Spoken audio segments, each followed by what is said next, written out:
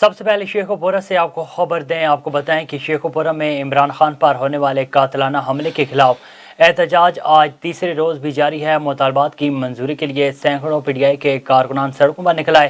مزید جانتے ہیں سجاد رانا سے۔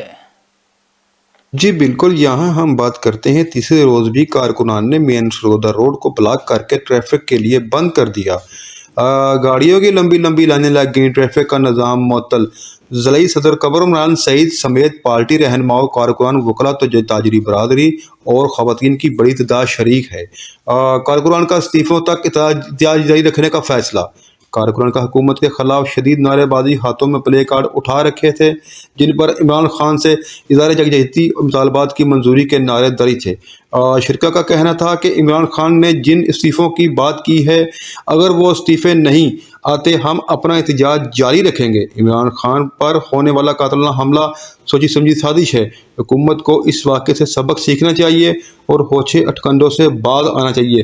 Sajjad Rana, bureau chief, Sheikhupura.